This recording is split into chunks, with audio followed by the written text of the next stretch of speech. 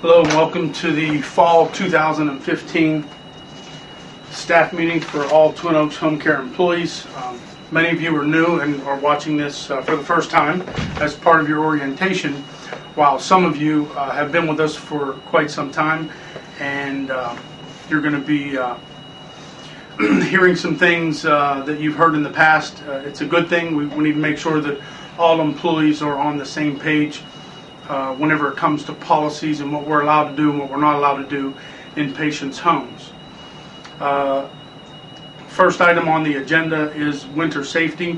As you all know, it can snow 6 months out of the year here in southwestern Pennsylvania.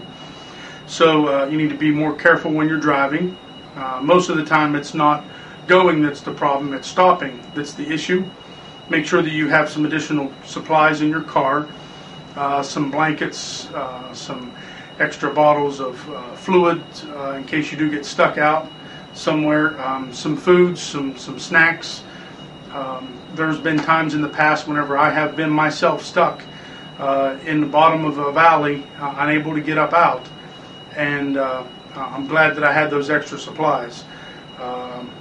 Boots is another thing you want to take with you. The other thing you want to try to do is to leave earlier for your shift. If it normally takes you 15 minutes to get to a patient's house, in the wintertime it might take you 20 to 30 minutes to get to that patient's house.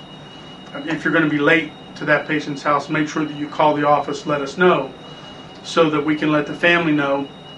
And then we're normally going to ask you when you get there, just go ahead and call the office so that we can change those times of your scheduled shift. One of the things that we also try to do is if there's a 2-hour delay for the school systems in our area, we'll try to put our employees on a delay and the on-call supervisor will arrange all of that. So make sure that your phones are working, make sure that your cell phones are charged, you're taking them with you. They should be on whenever you're traveling to and from patients' homes. Your tires is another thing that you need to be checking to make sure that there's good tread on them. Some of the places here in the mountain areas that we cover, it wouldn't be a bad idea to have studs put in your tires. They're not expensive and they give you really good traction in the wintertime.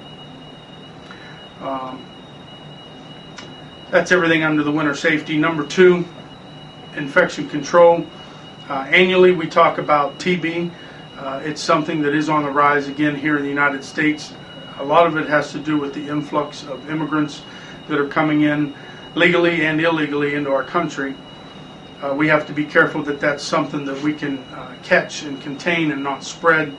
So that's why we do our annual TB testing for every employee. It's required by the Department of Health.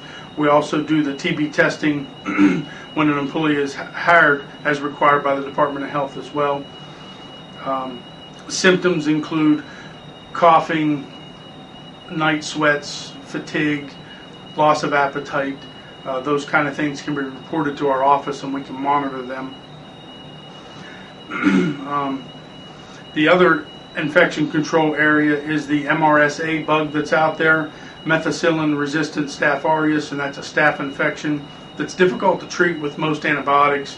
There are some antibiotics that treat it, but for people that are elderly and immunosuppressed, where they can't fight infection real good in their body, those can actually be deadly. So it's better for us to prevent things from happening than to have something happen and then try to treat it. The biggest thing with the MRSA is washing our hands as soon as we get into a patient's house, before we make meals, before and after wound care. If we toilet or we help the patient toilet, we should wash our hands after that. We should also wash our hands if we touch our face, and we should wash our hands before we leave because we don't want to take anything home with us. Next, not so much this year, but last year there was a big incident where Ebola had been found in the United States. It is a bleeding disorder type of illness, fevers, flu-like symptoms. Anyone that's been out of the country that's had contact, they usually develop the symptoms right between 20 to 30 days after they get back. A lot of the hospitals, when you go in, are asking people if they've been out of the country in the past month. And then last, under infection control, is we do keep a record of an infection control log here. It's for all patients and employees. There are some infections that must be reported to the Department of Health, and there are most of them, like upper respiratory infections, urinary tract infections. Those don't need to be reported, they just have to be recorded here at our office. And it's important for us to know about those things, whether or not the family's handling it, because a lot of times patients don't have family, so when you report it to our office, we're the ones that are calling the doctor's office, the pharmacies, the skilled nurses, and making sure that the patient gets what they need. Number 3, we provide services through the Office of Long-Term Living. Most of those clients are waiver type clients, options clients, and they require certain policies and procedures that all providers follow. I listed 3 here. The first one is the prevention of abuse and exploitation. It's important for you to know that you are to be looking in patients' homes for either self-abuse or someone else is abusing them physically or mentally or sexually or financially. And if that's ever the situation, you yourself can pick up the phone, you can call Adult Protective Services, you can file a report, or what I prefer is that you bring it to my attention and both of us together. Let's get all the facts together, let's report it to Protective Services together. Just so you know, you don't have to go through me. You are independent in the homes when it comes to making a report to Adult Protective Services. Just so you know, though, if that situation ever occurs, I'm on your side. I want what's best for the patient and for the family. So if that means we need to get Protective Services involved, I promise you we're going to do that. Being fraud and financial abuse, you're looking for maybe the patient says they had given someone money, someone had taken money from them, someone stole their MAC card, someone has their MAC PIN, and it doesn't have to be one of our employees. It could be a neighbor, it could be a relative. I've had grandkids come into people's houses that we're taking care of them, and they take all their Pepsi and take all their coffee, and they're taking their material things. So those are the types of things we need to know about so that we can report it and see Adult Protective Services. If you don't have the phone number for them, you can Google it or you can call our office and we will provide that to you. Not a problem. Number 4, reporting of critical incidences. Out of Harrisburg, also through the Office of Long-Term Living and through the Department of Health, there are certain things that we are mandatory reporters about. One of those is abuse, that's letter B, but letter A is a death, injury, or hospitalization as a result of an absence of the waiver services that we're providing. Like if someone wouldn't show up and we're supposed to be at a patient's house and something happens to that patient, that's a critical incident. And that should never ever happen. If it does happen, then that's something that we must report. B, allegations of abuse, neglect, exploitation, or abandonment. That's when the family says, I'm going to go ahead and I'm going to leave, or they just don't come back, and the patient's bedfast and they can't get out of the house in case there was a fire. C, any misconduct by any aging waiver service provider or their representatives. D, elopement. That's where the patient just up and leaves. We need to report that. E, any accidents or injuries that require treatment beyond first aid. That could be like a fall with a bone that's broken where the patient would require surgery. And then F, incidences that result in temporary or permanent service termination that may place the client at risk. And some of those are like utilities, is considered a service termination. If someone doesn't have heat in their home, someone doesn't have electricity, they don't have running water, those are things that we need to address because it could harm someone and it could hospitalize someone or it could kill someone. Number 5, Twin Oaks Home Care Incorporated does have a quality management plan. That's where we look at the care that we're providing and we ask clients and employees how those things are going, are there any problems that need to be addressed, and then we address them. Any client complaints that come in, we do phone call spot checks. We alternate every other month. 1 month we call all the employees and 1 month we call all the patients. Don't ever get mad at us for calling you to ask you how everything's going in the homes, because it's an important part of what we do, and it keeps our our services that we provide, quality services. And if there are problems, normally the patients won't pick up the phone and they won't call us. So that's important for us to call them or ask them when we're there face to face. A lot of times our supervisors, they're out and they're doing on-site employee evaluations, the last part of number 5.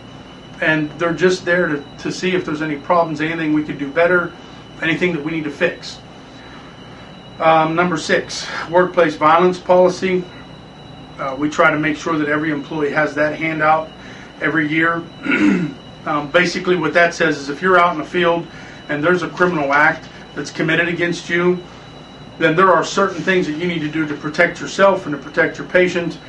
And there are times when we need to notify the police, make sure it's safe, stay in the house. Someone's on the outside, they're trying to break in. Someone steals something from you out of your car or out of your purse. I need you to know that we're on your side and that it's our job to protect you when you're out there in the fields. We just need to make sure that you're trying to protect yourself as well, and that any of those workplace violence acts are reported to our office so that we can help assist in those areas. Number 7 is just a review. I don't want to spend a lot of time on it, A through S, but I will mention each one of these individually. Anytime you're at a patient's home and they have a doctor's appointment, make sure you call that into our office. That prevents lots of headaches. That prevents people showing up at the house and no one's home. And I don't want that to be you. Letter B, cell phones are to be off in the client's homes. Unless you're a supervisor, supervisors communicate back and forth with the office all day long, every day. All other employees, their phones are to be turned off. Whenever you take your break or whenever you are finished with your shift, that's when you're permitted to check your messages. If someone needs to get a hold of you, they are to call our office. Our office is to call the patient's home, and that's how communication is supposed to occur. Your families are not permitted to call patients' homes to talk to you. When we're there, we're being paid to be there to provide a quality service to them. And the biggest complaint that I have over the past year is employees are on their cell phones too much in patients' homes. So that's why cell phones are to be turned off completely. And that will eliminate that complaint coming into my office. I promise you that. C, keep your purses in your car. Also keep your personal problems outside of a patient's home. E, sign your paperwork each shift correctly and accurately. You either sign out at the top of the hour, quarter after, half past, or quarter till, and it's black ink only. F, housekeeping is still number 1. When you're in the homes, you look around, what do you need to do? We normally vacuum on Monday, Wednesday, Friday. We dust Tuesday, Thursday, Saturday. We do laundry as it's piling up. And once a week we're cleaning the bathrooms really good. Once a week we're doing the kitchen floors really good. And once a week we're changing the bed linens. Every shift we're setting out the trash. G, errands for the client. Errands are permitted, and that's 1 day a week. There's a list that's to be kept on the kitchen counter. If you're in a home and you're not sure whether or not someone's already been to the store for a patient this week and they ask you to go to the store, just call and check and we'll let you know. H, call the office if there's a problem in a client's home. I, have a positive attitude and be friendly to the patients that you're seeing. If you go in and you don't have a positive attitude and you're not friendly to the patients, they're going to call our office and they're going to say, don't send that person back. And then I'm going to be limited as to the amount of hours I can give a person. So I don't want that to happen. The best thing to do is to be nice, and what I tell everyone here is put a little sugar on it and just sweeten it up. Letter J, always call line 1. That's the only number you're to call when you're calling Twin Oaks Home Care, 724-438-1936. K, have a voicemail. Make sure that you're returning phone calls promptly from our office. When we try to get a hold of you, I expect a return phone call within 60 to 120 minutes. That's 1 to 2 hours. I shouldn't call you and then you call me back the next day. If you needed something from us and you called us and we called you back the next day, you wouldn't be happy. So let's both agree that we should be calling each other back within 1 to 2 hours.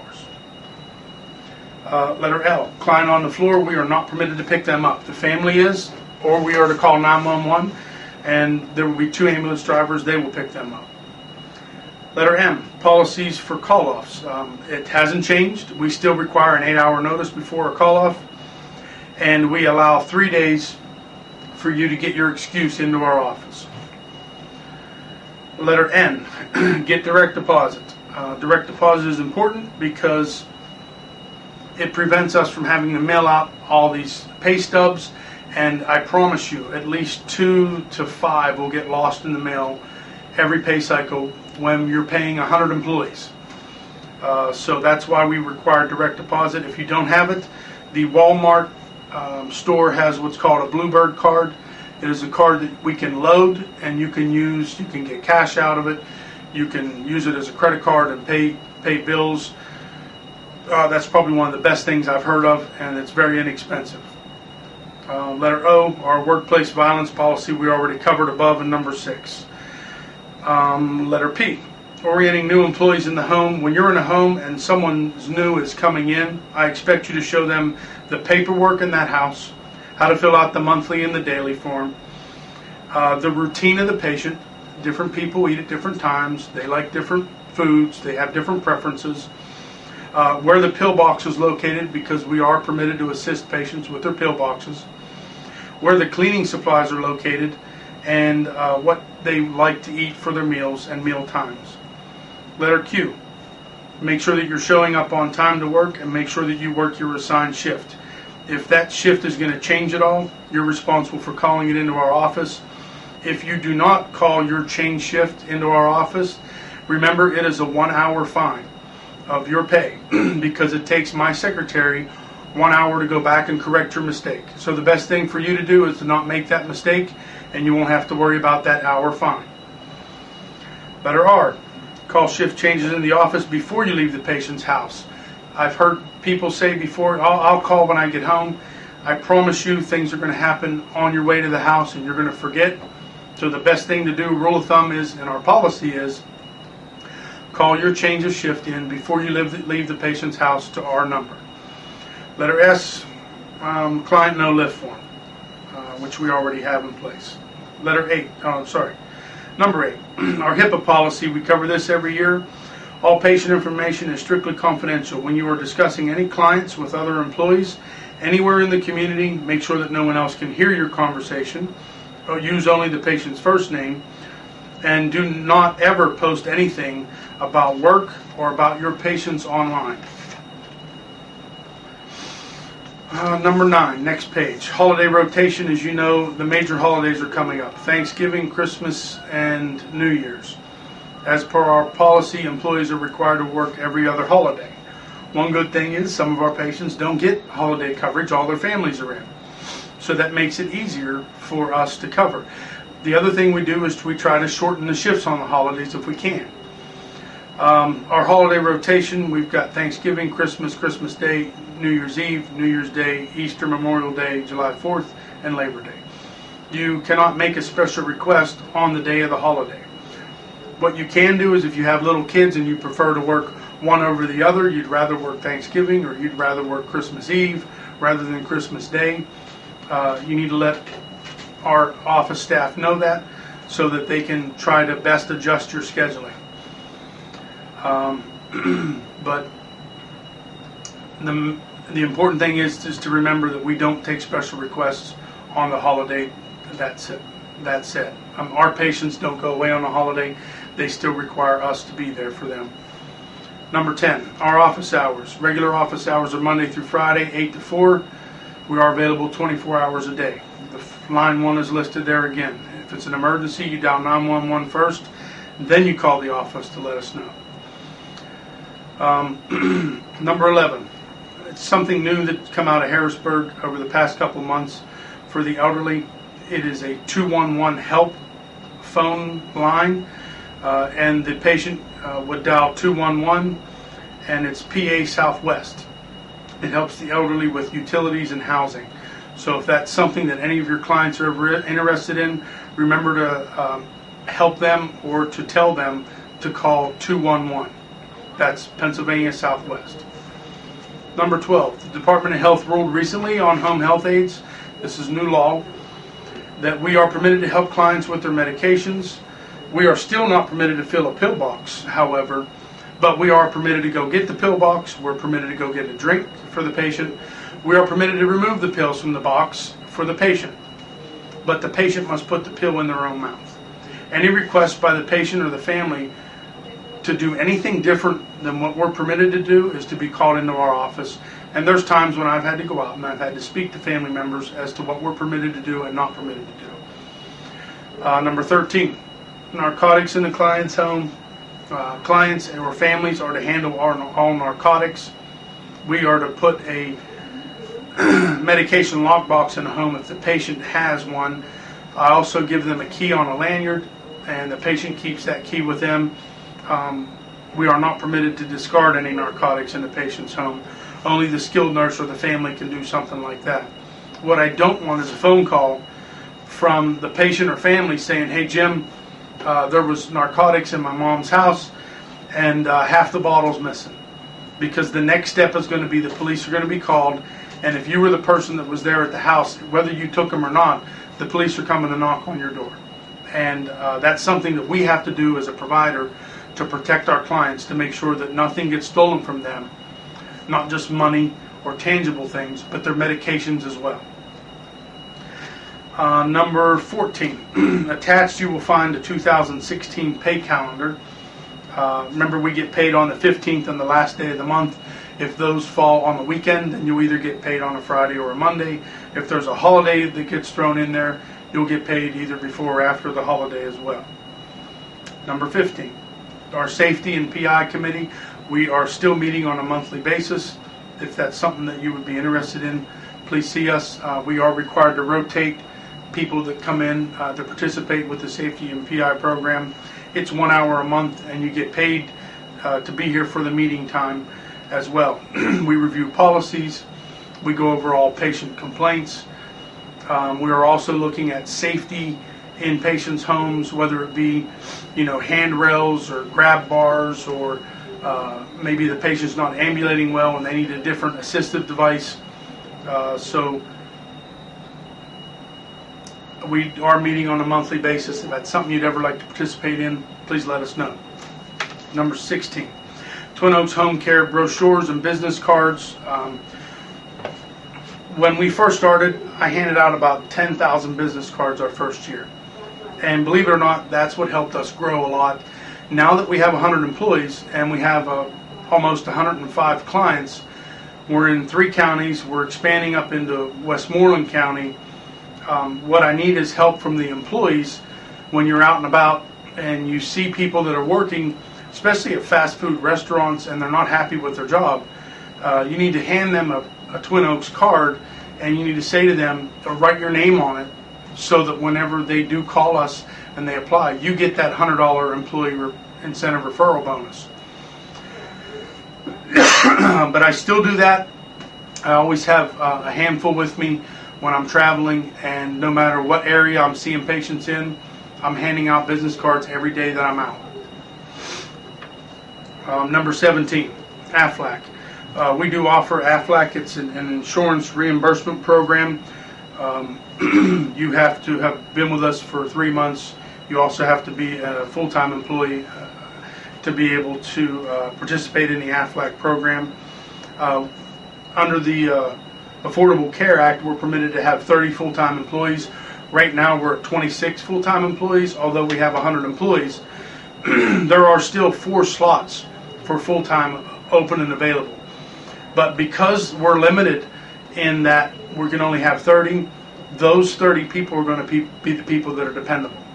I'm not going to put someone into that slot who's calling off 1 day a week, whether they're having a problem with their vehicle, or problem with their homes, or problems with their family life that causes them to continue to call off every week. Those are people that I can't have at those 40-plus hour positions. So from here on out, our employees, until the law changes, are either going to be 28 hours and less, or they're going to be 40 hours plus. And there are some employees that are scheduled overtime on a weekly basis. That's not our goal, but that's the best way for us to be able to keep those full-time employees under that 30 number. anything over 30, then we would of course get a penalty for that, and we're doing our best to try to avoid that. Number 18, our employee referral bonus, which I had already mentioned, it's still $100. Number 19, our home health aid appreciation. The month of November that's coming up is home care month, and we will be trying to get some gift cards for our employees. We are also working on trying to get some sweatshirts with our Twin Oaks logos, because in the fall it's a little bit chillier out, and you know, some employees like to wear some sweatshirts when they're out to and from patients' homes. They're out in the cold. I just want you to know that was Dawn's idea, and I think it's a great idea. I also look forward to that coming up here over the next couple months.